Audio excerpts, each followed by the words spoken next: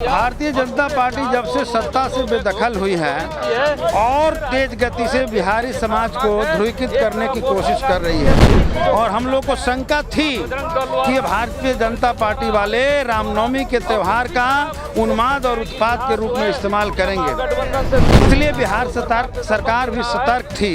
इसके बावजूद इनके जो धार्मिक उन्मादी संगठन है उन लोगों ने बिहार शरीफ में, सासाराम में, गया में और सिवान के भी एक हिस्से में ये सामाजिक सद्भाव बिगाड़ने की कोशिश किया।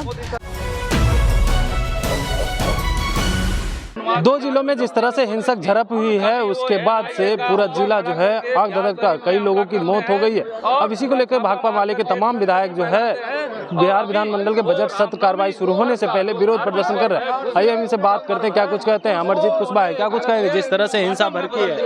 देखिए, भारतीय जनता पार्टी जब से सत्ता से बेदखल हुई है और तेज गति से बिहारी समाज को ध्रुवीकृत करने की कोशिश कर रही है और हम लोग को शंका थी कि ये भारतीय जनता पार्टी वाले रामनवमी के त्यौहार का उन्माद और उत्पाद के रूप में इस्तेमाल करेंगे, इसलिए बिहार सरकार भी सतर्क थी।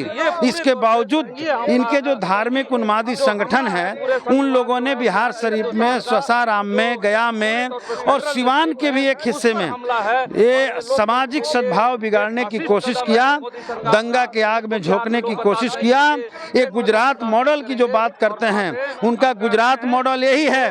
जिस तरह से गोधरा के बाद पूरे गुजरात को दंगा के आग में इन लोगों ने झोंका और आज गुजरात पर राज कर रहे हैं।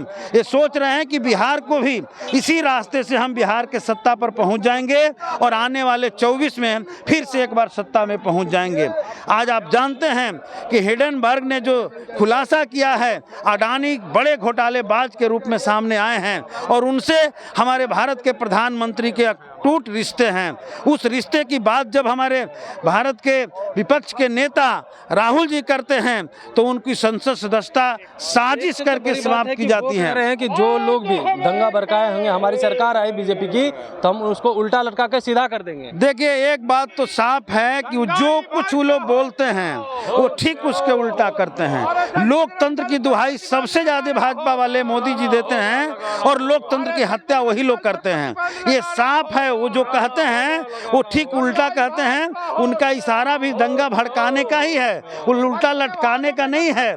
और इसीलिए वो जो काम चाहते थे वो सासाराम में हो गया।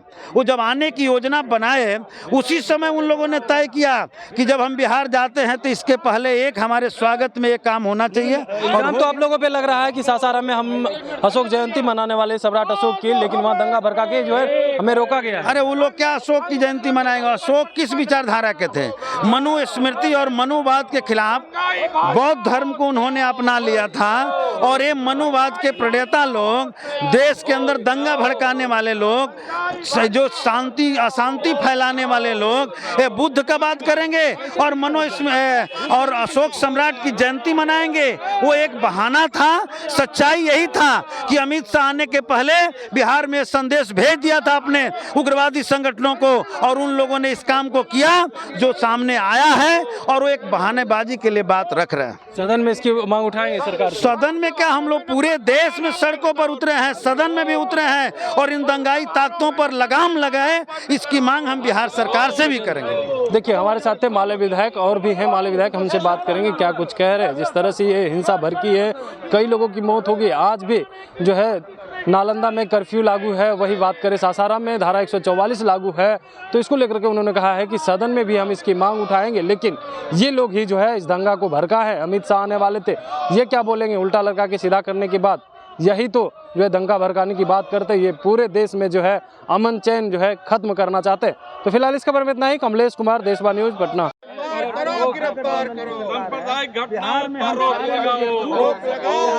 सिर्फ खबर दिखाना देशवा न्यूज का मकसद नहीं। देशवा न्यूज की कोशिश है कि समाज की सूरत बदलनी चाहिए। देशवा न्यूज पर वीडियो देखने के लिए लाइक करें, सब्सक्राइब करें, साथ ही बेल आइकन दबाना न भूलें।